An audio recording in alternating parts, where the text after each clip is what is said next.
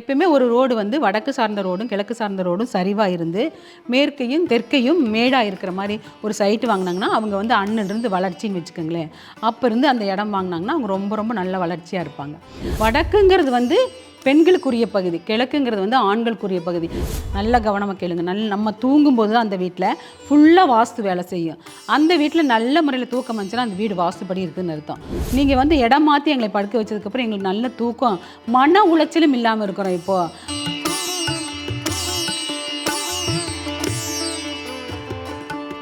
அதுக்கப்புறம் நாங்கள் குலதெய்வத்தை அழைப்போம். அவங்க கும்பிட்ற யார் இடம் வாங்கினாங்களோ அவங்களுடைய குலதெய்வத்தை அந்த இடத்துக்கு அழைப்போம். எப்படி அழைப்போம்னா, வாங்கிய இடத்துக்கு குலதெய்வம் வந்துட்டாங்கன்னு அர்த்தம். அதுக்கப்புறம் பாருங்களேன், எல்லா காரியம் நீங்கள் தொட்டதெல்லாம் லோனுக்கு போனீங்களா லோன் சக்ஸஸ் ஆகும். நீங்கள் ஒருத்தர்கிட்ட கைமாற்று வாங்கணுமா அது சக்ஸஸ் ஆகும். அப்புறம் வேலைக்கு பூரா ஆட்டோமேட்டிக்காக நடந்துகிட்டே இருக்கும். அதாவது வடக்கு சார்ந்த வடமேற்கில் வடக்கு சைடு இருக்குது ஒரு வடமேற்கு, அதில் வச்சுருவாங்க. வச்சாங்கன்னா அது கோர்ட்டு கேஸுக்கு வம்பு வழக்கு கண்டிப்பாக வரும். வந்தாலும் அது தீரவே தீராது, தீரா பிரச்சனையாக தான் இருக்கும். தென்மேற்கில் இருக்கிற கன்னி மூலையில் 2 பகுதியுமே நீசம். அந்த இடத்துல டோரும் வரக்கூடாது, ஜன்னலும் வரக்கூடாது. வந்தாலே அந்த வீட்டில் இப்போ குடி போகிறவங்கள எங்களை கூப்பிட்டு கேட்குறாங்க, இந்த வீட்டுக்கு குடி போகலாமா, இது வாஸ்துப்படி இருக்குதா வந்து பாருங்கள் அப்படின்னு. வாடகை குடி போகிறவங்கள எங்களுக்கு கூப்பிட்டு கேட்டுது, நாங்கள் போகலான்னு சொன்னால் தான் போகிறாங்க. சரிங்களா? வாஸ்துப்படி இருக்கிற வீட்டுக்கு போனால் தான் அவங்க வாழ்க்கையில் ஜெயிக்க முடியும். உரிமையாளராக இருக்க நீ கீழ்த்தளத்திலேயே குடியிரு அப்படிங்கிற ஒரு பழமொழியே இருக்குது. கீழ்த்தளம் தான் வந்து ஃபுல் வாஸ்து பேசும். பொதுவாகவே வந்து பூமியினுடைய உருண்டை வந்து வடக்கு சார்ந்தும் கிழக்கு சார்ந்தும் சாய்வாக தான் இருக்கும். அந்த பொசிஷனில் தான் நம்ம இடம் வாங்கணும். அந்த பொசிஷனில் இடம் வாங்கும்போது தான் நம்ம வளர்ச்சியாக நல்லா இருப்போம்.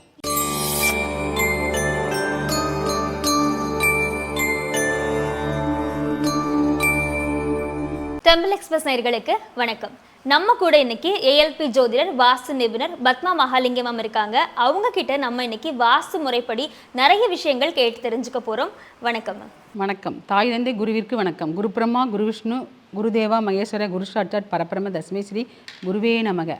உங்க கூட இன்னைக்கு வீடியோ பண்றதுல ரொம்ப சந்தோஷம் மேம். இன்னைக்கு நிறைய விஷயங்கள் நம்ம பேச போகிற வாஸ்துப்படி.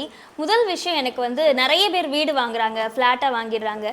ஸோ ஒரு வீட்டு மனையாக வாங்கி அதில் வீடு கட்டுறது அப்படிங்கிறது கொஞ்சம் பெரிய விஷயம். ஸோ எந்த மாதிரி பார்த்து வாஸ்து மனை பார்த்து அந்த மனை வாங்குறது? அது இப்போல்லாம் வீடு வாங்குறதே ஒரு பெரிய, அதாவது பெருசாக கனவு கண்டு அதை வாங்கணும் அப்படிங்கும்போது அவங்களுக்கு அது வந்து கரெக்டாக வந்து அவங்களுக்கு அது அமையிறதுன்னா அது தெய்வாதீனம் தான். ஆமாம், தெய்வத்தினுடைய இது இருந்தால் தான் அது வாங்க முடியும். புரியுதுங்களா? அது மாதிரி நம்ம என்ன பண்ணோம்னா, இந்த நேரத்தில் வந்து இடம் வாங்கணும் அப்படிங்கும்போது கரெக்டாக வந்து அவங்களுக்கு வந்து வளர்ச்சி தரும் இடமா பார்த்து வாங்கணும். அந்த இடத்த வாங்கினா வீடு கட்டினா அவங்களுக்கு வளர்ச்சி தரணும். அந்த மாதிரி பார்த்து வாங்கணும். அப்போ நம்ம வடக்கிருந்து தெற்கா ஒரு ரோடு போனாலும் கிழக்கிருந்து மேற்கா ஒரு ரோடு போனாலும் ஈசானிய மனைன்னு ஒரு மனை இருக்குது. அந்த மனை தான் வந்து இப்போ எல்லாரும் தொலாவி, அதாவது தேடி தேடி, இப்போ பெரியவங்களாம் சொல்லுவாங்க, தேடி தேடி அலைஞ்சு ஜலடை போட்டு ஜலிச்சு வாங்கினேன் அப்படிங்கிற மாதிரி. அது ஈசானிய மனையை பார்த்து வாங்கினா ரொம்ப நல்லது. ஸ்பெசிஃபிக் அந்த மாதிரி மனை வாங்கணும். அதுக்கு பேரே ஈசானிய மனை. ஈசானிய மனை வாங்குறதா ரொம்ப ரொம்ப சிறப்பு. சரிம்மா. இப்போ நிறைய மனை பார்த்தோம்னா செவ்வக வடிவில் இருக்கும், சில மனைகள் வந்து சதுர வடிவில் இருக்கும். இதில் எந்த மாதிரியான மனைகள் வாங்குறது நல்லது? அதாவது நாங்களே கிளாஸ் நடத்தும் போதே சொல்லுவோம், ஃபர்ஸ்ட் ப்ரிஃபரன்ஸ் எதுக்குன்னா சதுரமான மனை.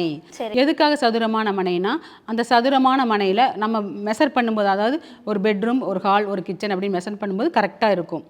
அதில் வந்து எந்த வித கழிவும் பண்ணாமல், அதாவது இடத்த மைனஸ் பண்ணாமல் ப்ளஸ்ஸாகவே கட்டலாம். எப்படி கட்டலாம்னா, எந்த இடமும் கட்டாகாமல் கட்டுறதுக்கு தான் சதுரமான மனை. அது வந்து முதல் தரமான மனை சதுரமான மனை. அதுலேயும் சதுரமான மனை கிடைக்கலினா செகண்ட் தரமான மனை செவ்வக மனை. அதில் வந்து இந்த சூரிய வாஸ்து சந்திர வாஸ்துன்னு வரும். கிழக்கு நீண்டிருந்தால் சூரிய வாஸ்து, வடக்கு நீண்டிருந்தால் சந்திர வாஸ்து. இந்த மாதிரி மனைகள் கட்டுவதற்காக அந்த செவ்வகமான மனை, இது 2 தான் வாங்கணும். மேற்படி எங்கேயுமே கட்டாகாத மனை வாங்குவது தான் உத்தமம். இடம் மைனஸ் ஆகாமல் இருக்கும். சதுரம் ப்ளஸ் செவ்வகம் வாங்கினா அதுதான் சிறப்பு இல்லையா மேம்? Okay ma'am. இப்போ வந்து ஒரு புது வீடு கட்டுறாங்க அப்படின்னா அந்த வீட்டில் எத்தனை வாசல் இருக்கணும், எத்தனை ஜன்னல் இருக்கணும் வாஸ்து முறைப்படி? ஆமாம், கண்டிப்பாக நல்ல கேள்வி கேட்டீங்க. ஏன்னா இது ரொம்ப நிறைய பேர் எஸ்எம்எஸ்ஸாகவே கேட்டுட்ருக்குறாங்க. எத்தனை ஜன்னல் வைக்கலாம், எத்தனை நிலவு வைக்கலாம், எங்கெங்கே ஓப்பன் விடலாம். இப்போ நிலவு ஜன்னல் எதுவுமே வைக்காமல் வெறும் ஓப்பன் கூட விடுவாங்களா, அதெல்லாம் கூட கேட்பாங்க. எத்தனை ஓப்பன் வைக்கலாம் அப்படிங்கிறது, அந்த மாதிரியெல்லாம் கேட்பாங்க. சூப்பர் கேள்வி கேட்டீங்க. இது வந்து ரொம்ப நல்ல முக்கியமான கேள்வி. எப்படின்னா, இரட்டைப்படையில் ஜன்னல் வைக்கணும், இரட்டைப்படையில் டோர் வைக்கணும். அப்படி வைக்கும்போது தான் நல்லது. கண்டிப்பாக ஒரு டோர் வச்சு அதுக்கு ஆப்போசிட்டு ஜன்னலோ அல்லது டோரோ இருக்கணும். கண்டிப்பாக ஒரு பக்கம் டோர் வச்சுட்டு ஆப்போசிட் செவுறு வச்சு மறைக்கிறது அது ஆகாது. அதனால இரட்டைப்படையில் ஜன்னலும் வைக்கலாம், இரட்டைப்படையில் நிலவு கதவும் வைக்கலாம். ஒரு ஜன்னல் இருக்குன்னா அதுக்கு நேர் பின்னாடி ஜன்னல் இருக்கணும். ஜன்னல் இருக்கலாம், இல்லாட்டி டோர் இருக்கலாம். ஒரு ஓப்பன் அங்கேயே ஓப்பன் இருக்கணும். ஜன்னலாகவோ அல்லது டோராகவோ அந்த ஓப்பன் இருக்கணும். வால் வச்சு க்ளோஸ் இரட்டைப்படையில் இருக்கணும். ஜன்னலாகட்டும் டோர் ஆகட்டும் இரட்டைப்படையில் இருந்தால் ரொம்ப நல்லது. ஓ சரி மேம். இப்போ 3 அந்த மாதிரிலாம் இருக்கக்கூடாது இரட்டைப்படையில். ஆமாம் இருக்கணும். அது 3 இருந்துச்சுன்னா இன்னொன்று சின்னது ஜாலி மாதிரி வச்சு எக்ஸ்ட்ரா 4ன்னு கணக்கு காமிப்பாங்க. ஓ சரி சரி. கணக்கு காமிக்க சொல்லிடுவோம் நாங்கள். ஒரு சைட்டுக்கு போகிறோம்னா இப்போ 3 ஜன்னல் தான் வச்சுருக்காங்க வைங்க, இன்னொரு சின்னதாக ஓப்பன் பண்ணி ஜாலி மாதிரி வச்சுக்கிங்க, அது ஜன்னலுக்கு ஈக்குவல் ஆயிரும். அப்போ 4 ஜன்னல் ஆயிரும் அப்படிங்கிற மாதிரி நாங்கள் மெஷர் பண்ணி விட்டுருவோம். இப்போ நிறைய பேர் ஜன்னல் வச்சாலும் திறக்காம இருக்காங்க. நிறைய பேர் திறக்காமல் இருக்காங்க. செய்யவே கூடாது. வடக்க வந்து ஜன்னலை திறந்து வைக்கணும், கிழக்கையும் ஜன்னலை திறந்து வைக்கணும், வெளிச்சம் வரணும், காற்று வரணும். இது வந்து மிக முக்கியம். வடக்குங்கிறது வந்து பெண்களுக்குரிய பகுதி, கிழக்குங்கிறது வந்து ஆண்களுக்குரிய பகுதி. கண்டிப்பாக இதையே காலையில் 6 மணிக்கு திறந்து இந்த ஜன்னலை சாயங்காலம் 6 மணிக்கு சாத்தணும். இதே மாதிரி ரொட்டினா காலையில் 6 மணிக்கு திறந்து சாயங்காலம் சாத்தணும். சாத்தும் போது தான் அவங்களுக்கு அனைத்து விதமும் கிடைக்கும். பெண்களுக்கு உண்டான பகுதி, ஆண்களுக்கு உண்டான பகுதி சமமாக இயங்கும் அந்த இடத்துல.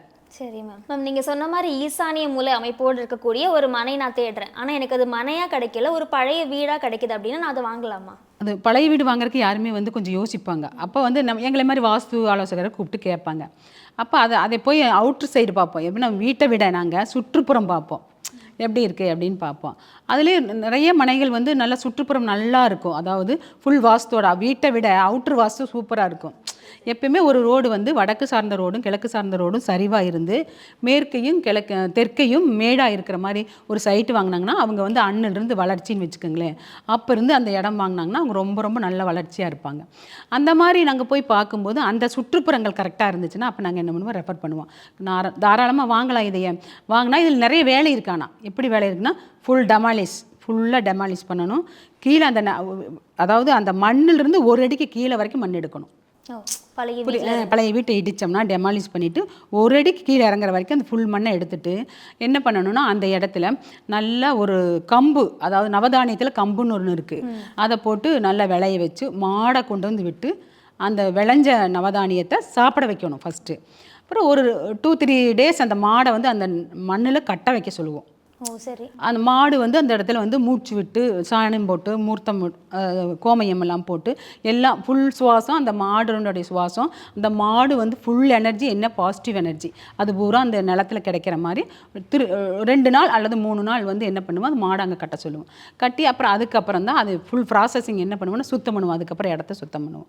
சுத்தம் பண்ணிவிட்டு அப்புறம் கட்டலாம். அப்போ பார்க்கும்போது ஒருத்தருக்கு வந்து ஒரு கோயம்புத்தூரில் நாங்கள் பார்த்து கொடுத்தோம். எப்படி கொடுத்தோன்னா கரெக்டாக வந்து ஈசானிய மனை, நான் போன கேள்வியில் சொன்னீங்களா அதே மாதிரி ஈசானிய மனை, அதாவது வடக்கிருந்து தெற்கா ஒரு ரோடு போகுது, கிழக்கிருந்து மேற்கா ரோடு போகுது. அவங்களுக்கு கரெக்டாக அது ஈசானியம் சார்ந்த மனை, அது வளர்ச்சி தரும் மனை. அதில் ஒரு ஓட்டு வீடு இருந்துச்சு, அதையே டெமாலிஷ் பண்ணிவிட்டு இப்போ அந்த வேலை போயிட்டுருக்கு, நாங்கள் இன்னும் நடத்திட்டு இருக்கிறோம். அப்போ அந்த மனையில் அவர் சொன்னார், அவர் வந்து விற்காத இடமெல்லாம் நிறைய இடத்துல இருந்துச்சு. அவர் ஏற்கனவே ஒரு சைட் போட்டு விற்கிறவர். அப்போ இந்த இடம் வாங்கினதுக்கப்புறம் அவங்களுக்கு நல்லா இருக்குது. அதாவது நாங்கள் இந்த இடத்த வாங்கும்போதே கொஞ்சம் மாற்றி தான் வாங்கினோம், அதாவது வெளியே மாற்றி தான் வாங்கினோம். ஆனால் வாங்கினதுக்கப்புறம் எங்களுக்கு வர வேண்டிய பணங்கள் எல்லாம் வந்து சரியாச்சு. அந்த மாதிரி இந்த மனை நல்ல வளர்ச்சியான மனை, நல்லதுங்க மேடம் அப்படின்னு ரொம்ப சந்தோஷப்பட்டாங்க. அந்த மாதிரி பழைய மனை வாங்கினா நிறைய ப்ராசஸிங் இருக்குது, அது பூரா செஞ்சு தான் அங்கே வீடு கட்ட ஆரம்பிக்கணும். பொதுவாகவே வந்து பூமியினுடைய உருண்டை வந்து வடக்கு சார்ந்தும் கிழக்கு சார்ந்தும் சாய்வாக தான் இருக்கும். அந்த பொசிஷனில் தான் நம்ம இடம் வாங்கணும். அந்த பொசிஷனில் இடம் வாங்கும்போது தான் நம்ம வளர்ச்சியாக நல்லா இருப்போம், செல்வ செழிப்போட. ஏன் மேம் இப்போ முக்கியமான பங்கு கிணறு இருக்கும். இப்போ நிறைய இடங்கள்ல அந்த கிணறு எந்த திசையில இருக்கணும், எங்கத்துல இருக்கக்கூடாது? அதான் இதுவும் அதே தான், வாய்க்கால் மாதிரி தான். வடக்கு சார்ந்தும் கிழக்கு சார்ந்து தான் இருக்கணும். தெற்கு சார்ந்தும் மேற்கு சார்ந்தும் கிணறுகளும் ஆழ்துளை, அது அடுத்தவங்க வீட்டோட தொட்டி கூட இருக்கக்கூடாது. 2 அடி தள்ளி தான் இருக்கணும். அந்த மாதிரி எல்லாம் கூட பார்த்து நாங்கள் சொல்லுவோம். அடுத்தவங்க வீட்டோட தொட்டி இவங்க செவுத்தை ஒட்டி வந்தால் கூட அந்த இடம் வாங்க வேணாம் அப்படிங்கிற மாதிரி நாங்கள் சொல்லிடுவோம். அதுதான் சுற்றுப்புறம், இப்படி தான் சுற்றுப்புறம் பார்ப்போம் நாங்கள். அப்போ ஒரு இடத்த வாங்கினதையும் 4+8 தான் பிரிப்போம். அந்த 8ம் கரெக்டாக இருக்குதான்னு பார்ப்போம் நாங்கள். பார்த்து தான் ரெஃபர் பண்ணி தான் அவங்களுக்கு வந்து வாங்கலாங்கிற உறுதியே கொடுப்போம் நாங்கள். இப்போ உங்களை மாதிரி நிபுணர்களை சந்திக்கக்கூடிய நபர்கள் இந்த மாதிரி கேட்டு வாங்குவாங்க. இப்போ தெரியாமல் நான் முன்னாடியே வாங்கிட்டேன், அங்கே நான் வீடும் கட்டிட்டேன் அப்படின்னா என்னோட சுற்றுப்புற அமைப்பு சரியில்லை, ஆனால் நான் வீடு கட்டிட்டேன், எனக்கு நிறைய பிரச்சனை வந்துட்டே இருக்குது, அதை நான் எப்படி நிவர்த்தி பண்ணுறது? அது வீட்டுக்குள் வீடு அப்படிங்கிறது எப்படி தெரியுங்களா? இப்போ மாடியில் வந்து ஒரு ரூம் எடுத்து, எப்பவுமே நம்ம தூங்கும்போது தான் வாஸ்து ஃபுல்லாக வேலை செய்யும். நல்ல கவனமாக கேளுங்க. நம்ம தூங்கும்போது தான் அந்த வீட்டில் ஃபுல்லாக வாஸ்து வேலை செய்யும். அந்த வீட்டில் நல்ல முறையில் தூக்கம் வந்துச்சுன்னா அந்த வீடு வாஸ்துப்படி இருக்குதுன்னு அர்த்தம். தூக்கம் வராமல் உலட்டிக்கிட்டே இருப்பாங்க. அப்புறம் குழந்தைகளெல்லாம் பல்லு நெருன்னு கடிச்சிட்டு தான் தூங்குவாங்க.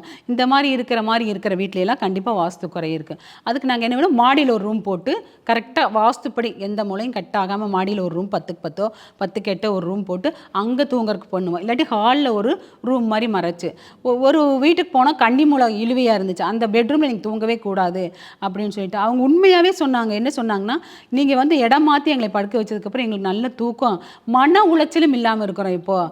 அதனால் ஒரு வீட்டில் வந்து தூங்கும்போது ஃபுல்லாக வாஸ்து வேலை செய்யும். அந்த தூங்குற இடத்த நம்ம கரெக்ட் பண்ணி கொடுப்போம் நாங்கள்.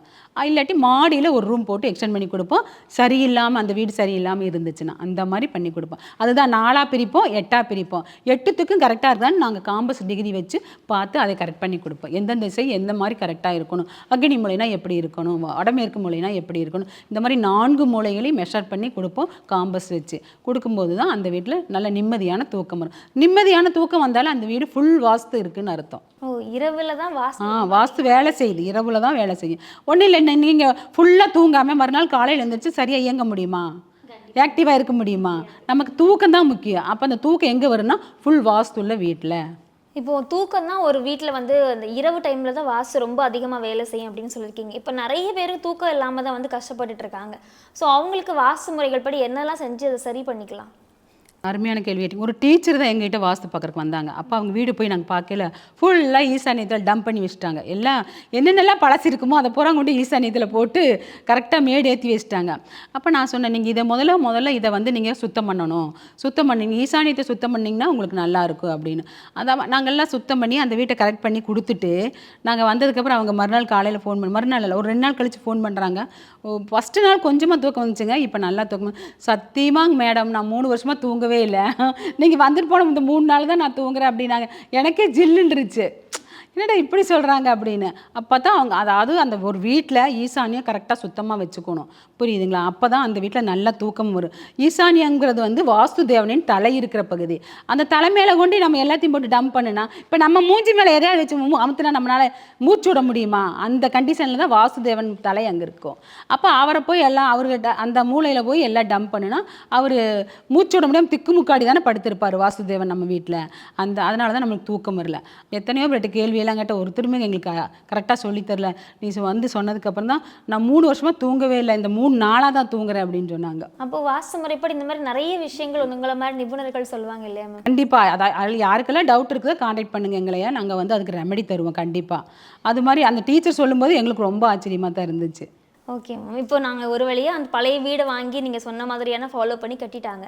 இப்போ புது வீடு நாங்கள் கட்டுறேன், அந்த பழைய வீடை இடிச்சிட்டு நான் புது வீடு கட்டுறேன்னா என்ன முறைப்படியெல்லாம் அங்கே கட்டணும், எந்த மாதிரியான வாஸ்துலாம் ஃபாலோ பண்ணணும்? அதே பழைய வீடை இடிச்சிட்டு அங்கே நான் புது வீடு கட்டணும். அப்போ நான் இப்போ முன்னா சொன்ன ப்ராசஸிங் எல்லாம் செஞ்சுட்டு அடுத்து என்ன பண்ணேன்னா, இந்த ஒரு 5-6 பொருள் இருக்குது. பச்சைக்கற்பூரம், கஸ்தூரி மஞ்சள், போர் வாட்டரோ அல்லது சாமி தீர்த்தம், ஏதாவது ஒரு கோவில் தீர்த்தம், இந்த மாதிரி ஒரு 5 பொருளை வாங்கி கலந்து அந்த 4 மூலைகளையும் தெளித்து கரெக்டாக நடுவில் பிரம்மஸ்தானத்தில் தெளிக்கும் போது அது சுத்தமாயிருது. சுத்தப்படுத்துதல் அதுக்கு பேர். அதுவும் ஒரு வேப்பிலையிலையோ அல்லது மாயிலையிலையோ தான் முக்கி அந்த 4 மூலையிலையும் தெளித்து நடுவில் பிரம்மஸ்தானத்தையும் தெளித்து அந்த இடம் சுத்தமாகுது. அதுக்கப்புறம் நாங்கள் குலதெய்வத்தை அழைப்போம். அவங்க கும்பிட்ற யார் இடம் வாங்கினாங்களோ அவங்களுடைய குலதெய்வத்தை அந்த இடத்துக்கு அழைப்போம். எப்படி அழைப்போம்னா, அவங்க என்ன குலதெய்வம் ஒன்றும் இல்லை, ஒரு பெருமாள்னு வைங்களேன், பெருமாளே நீங்கள் வந்து நாங்கள் வாங்கிய இடத்தில் வாசம் செய்து எங்களுக்கு சகல விதமான நன்மைகளையும் செய்யுங்கன்னு சொல்லி 2 வெத்தலை 2 பாக்கு ₹1 காயின் எடுத்து இவ்வளோ குழி, இவ்வளவு அந்த மண்ணில் இவ்வளவு குழி தோண்டி நடுமையத்தில் அந்த வெத்தலை வாக்கோட அந்த காயினோட வச்சு மூடி வச்சுட்டு வந்துட்டோம்னா நம்மளுக்கு வாங்கிய இடத்துக்கு குலதெய்வம் வந்துட்டாங்கன்னு அர்த்தம். அதுக்கப்புறம் பாருங்களேன், எல்லா காரியம் நீங்கள் தொட்டதெல்லாம் லோனுக்கு போனீங்களா லோன் சக்ஸஸ் ஆகும், நீங்கள் ஒருத்தர்கிட்ட கைமாற்று வாங்கணுமா அது சக்ஸஸ் ஆகும். அப்புறம் வேலைக்கு பூரா ஆட்டோமேட்டிக்காக நடந்துகிட்டே இருக்கும். குலதெய்வம் வாசம். ஆமாம், அது நீங்கள் கும்பிட்ற, அதாவது யார் இடம் வாங்கினாங்களோ அவங்களுடைய குலதெய்வம். இப்போ எங்கள் குலதெய்வம் இல்லை, எங்கள் குலதெய்வத்துக்கு கும்பிட்டோம்னா நாங்கள் எங்கள் இடத்துல அந்த மாதிரி நாங்கள் குலதெய்வம் வாசம் செய்யும் அப்படிங்கிற மாதிரி நாங்கள் இது ஒரு லெசனாகவே நாங்கள் நடத்திட்டுருக்கோம். மேம், இப்போ ஒரு பழைய வீடை பற்றி நம்ம பேசிகிட்டு இருக்கோம். இப்போ பழைய வீடு வந்து ஆல்ரெடி ஒரு கோர்ட் கேஸ் ஏதாச்சும் நடத்திட்டு இருக்குன்னு வச்சுக்கோங்க. இப்போ அந்த வீடை நான் வாங்குறேன் அப்படின்னா எனக்கு என்ன மாதிரியான பிரச்சனை வரும், அதெல்லாம் நான் வாங்கலாமா? ஃபஸ்ட்டு நாங்கள் ரெஃபர் பண்ணுறது என்ன தெரியுங்களா, அந்த கோர்ட்டு கேஸில் வீட்டை வாங்கவே கூடாதுன்னு வாங்கவே கூடாது. ஏன்னா அது ஆல்ரெடி பிரச்சனையில் இருக்குது, நம்ம வாங்கும்போது நமக்கு அந்த பிரச்சனை தான். அதனால் அந்த மாதிரி வீடுக்கு நாங்கள் ரெஃபர் பண்ணுறதே இல்லை. அது எப்படி வருதுன்னா, வடமேற்கு குறை இருந்தால் தான் அந்த வீட்டுக்கு வந்து கோர்ட்டு கோர்ட்டு கேஸ் கண்டிப்பாக வரும். வடக்கு சார்ந்த வாயுவிய முனையத்தில் மெயின் டோர் வச்சுருப்பாங்க. ஆக்சுவலாக மெயின் டோர் வைக்கிற உச்சப்பகுதி எதுன்னு கேட்டிங்கன்னா வடமேற்கு தான். அதாவது வடக்கு சார்ந்த வடமேற்கில் வடக்கு சைடு இருக்குது ஒரு வடமேற்கு, அதில் வச்சுருவாங்க. வச்சாங்கன்னா அது கோர்ட்டு கேஸுக்கு வம்பு வழக்கு கண்டிப்பாக வரும். வந்தாலும் அது தீரவே தீராது, தீரா பிரச்சனையாக தான் இருக்கும். எப்போவுமே ஒரு வீட்டில் டோர் வைக்கணும்னா உச்சப்பகுதி சார்ந்து தான் வைக்கணும். இப்போ நீங்கள் வடமேற்கு சார்ந்து சொல்கிற பகுதி வந்து நீச்சப்பகுதி, அந்த இடத்துல டோர் வச்சா அந்த பிரச்சனைகள் பூரா வரும். நாங்கள் வந்து அதுக்கு ரெஃபர் பண்ணுறதே இல்லை. அதை நிவர்த்தி பண்ணவே முடியாது இல்லை. அது இடிச்சுட்டு அந்த மெயின் டோர் எடுத்து உச்சப்பகுதியில் வைக்கலாம், அருமையாக வைக்கலாம். நாங்கள்லாம் போய் நிறைய சரி பண்ணியிருக்கோம், வைக்கலாம். ஆனால் நிறைய பேர் ஒரு அடமெண்ட்டு, அதை பிடிவாதமாக வைக்கவே மாட்டாங்க. அப்போ அவங்க ஏன் வைக்க மாட்டாங்கன்னா அவங்களுக்கு வேலை செய்யுது. என்ன வேலை செய்யுதுன்னா கோர்ட்டு கேஸு போலீஸ் பிரச்சனை எல்லாம் வேலை செய்யும்போது அவங்க வைக்கவே மாட்டாங்க. அப்போ அந்த மாதிரி பிரச்சனையில் வீடை வாங்குறதுக்கு நாங்கள் ரெஃபர் பண்ணுறதே கிடையாது, வாங்க வேண்டாம்னு தான் சொல்லுவோம் நாங்கள். மேம் அந்த உச்ச பகுதின்னு இப்போ சொன்னீங்கல்ல மேம், அது என்ன மேம்? அதாவது ஒரு இடத்துல வந்து நம்ம ஒரு சதுரமான இடம் வாங்கிட்டுன்னு வைங்க, ஒரு எக்ஸாம்பிள் சொல்கிறேன். அந்த இடத்த 4ஆக பிரிப்போம். 4ஆக பிரிக்கும்போது 4 இடம் உச்சம் வரும். அந்த அந்த இடத்துல 4 இடம் நீச்சம் வரும். அது வடக்கு சார்ந்த கிழக்கும் வடக்கு சார்ந்த வடக்கும் உச்சம், தென்கிழக்கு உச்சம், தெற்கு சார்ந்த தென்கிழக்கு உச்சம், வடமேற்கு உச்சம். இது 4 தான் உச்சம், மற்ற எல்லா பகுதியும் நீசம். தென்மேற்கில் இருக்கிற கன்னி மூலையில் 2 பகுதியுமே நீசம். அந்த இடத்துல டோரும் வரக்கூடாது, ஜன்னலும் வரக்கூடாது. வந்தாலே அந்த வீட்டில் வருமானமே வராது. இதுதான் உச்சம். அதாவது ஒரு சைட்டில் வந்து 4ஆக பிரிப்போம். அந்த 4 இடத்துல 4ஆக பிரிக்கும்போது 8 திக்க வந்துடும். 8 திக்க வந்து 4 இடம் உச்சம், 4 இடம் நீசம். இது வந்து எங்கிட்ட படிக்கிற ஸ்டூடெண்ட்களுக்கு நல்லா புரியும் உச்ச நீச்சம் எதுன்னு. அப்போ நான் உங்களுக்கு அடுத்த தடவை போர்ட்லேயே நான் போட்டு எக்ஸ்பிளைன் பண்ணுறேன். சரி, ஏன்னா இப்போ சாதாரண மக்களுக்கு வந்து புரியாது. கண்டிப்பாக புரியாது. உச்சம்னா என்ன நீச்சம்னா என்ன நிறைய கேட்பாங்க, புது ஸ்டூடெண்ட்டே கேட்பாங்க. மேம் இப்போ நீங்கள் சொன்ன உச்சம் நீச்சம்ல எனக்கு பாதி தான் ஆக்சுவலி புரிஞ்சுது. நான் வேணா உங்ககிட்ட வந்து கிளாஸ் கற்றுக்கிட்டு வந்து ரிமைனிங்கை புரிஞ்சுக்கிறேன். இப்போ எனக்கு இன்னொரு கொஸ்டின் இருக்குது. இப்போது வீடெல்லாம் வந்து ஊரில் இருக்கும்போது இந்த மாதிரி உச்சம் நீச்சம் பார்த்துலாம் வாங்குறாங்க, ஓகே. ஆனால் இங்கே சிட்டியில் அப்பார்ட்மெண்ட்டாக கட்டி வச்சுருக்காங்க, அங்கேயும் இந்த உச்சம் நீச்சம் எப்படி நான் பார்த்து வாங்க? கண்டிப்பாக இப்போ கட்டுற வீடெல்லாம் இதுக்கு முன்னாடி 10 வருஷம் 5 வருஷத்துக்கு முன்னாடி இதை கட்டினதெல்லாம் நீச்சப்பகுதியில் வச்சுருக்காங்க டோரு. இப்போ கட்டுற அப்பார்ட்மெண்ட்டை நாங்களே 4-5 அப்பார்ட்மெண்ட் போய் பார்க்குறோம், ஃபுல்லி உச்சப்பகுதியில் தான் டோர் வச்சுருக்காங்க, ஜன்னலும் வாஸ்துபடி கட்டி வாஸ்துபடி சூப்பராக கட்டியிருக்காங்க. ஏன்னா இப்போ குடி போகிறவங்கள எங்களை கூப்பிட்டு கேட்குறாங்க, இந்த வீட்டுக்கு குடி போகலாமா, இது வாஸ்துபடி இருக்குதா வந்து பாருங்க அப்படின்னு. வாடகை குடி போகிறவங்களே எங்களுக்கு கூப்பிட்டு கேட்டுது, நாங்கள் போகலான்னு சொன்னால் தான் போகிறாங்க, தெரியுங்களா. வாஸ்துப்படி இருக்கிற வீட்டுக்கு போனாதான் அவங்க வாழ்க்கையில் ஜெயிக்க முடியும். அந்த வாஸ்துவால் வாழ்க்கையே மாறும், சரிங்களா. அதனால் கண்டிப்பாக வந்து வாஸ்துப்படி இருக்கிற வீட்டுக்கு தான் போகணும். இப்போ நானாக இருந்தாலும் நீங்களாக இருந்தாலும் புதுமண தம்பதிகளாக இருந்தாலும் வாஸ்துப்படி இருக்கிற வீட்டுக்கு போனால் தான் வாழ்க்கையே மாறும். ஆனால் நீங்கள் ஒரு வீடியோவில் சொல்லியிருந்தீங்க இத்தனை அடுக்குக்கு அப்புறமா வாஸ்து பலிக்காது ஃப்ளாட்டில் அப்படின்னு. அடித்தளம் தான், அதாவது கீழ் ஃப்ளோர் தான் வாஸ்து பேசுமா எப்படி அப்போ அதில் ஒரு வாசகமே வருது பாருங்களேன். இது நான் 30 வருஷத்துக்கு முன்னாடி படித்தது. கீழ்த்தளத்தில் இருந்தால் நீ உரிமையாளராக இருப்பாய், அதாவது உரிமையாளராக இருக்க நீ கீழ்த்தளத்திலேயே குடியிரு அப்படிங்கிற ஒரு பழமொழியே இருக்குது. கீழ்த்தளம் தான் வந்து ஃபுல் வாஸ்து பேசும். அப்போ ஒரு 10 மாடி இருக்குன்னா 3 மாடி வரைக்கும் பேசுமாமா, 7 மாடி பேசாதாமா, அந்த மாதிரி ஆஃபு குவார்ட்டர் இந்த மாதிரி தான் பேசுமாமா. கீழ்த்தளம் தான் முக்கியமாக வாஸ்து பேசும். கீழ்த்தளம் வாஸ்துப்படி இருந்தால் அது அப்படியே தானே மேலே போகுது, ஃபுல்லி வாஸ்து மேலே போக போக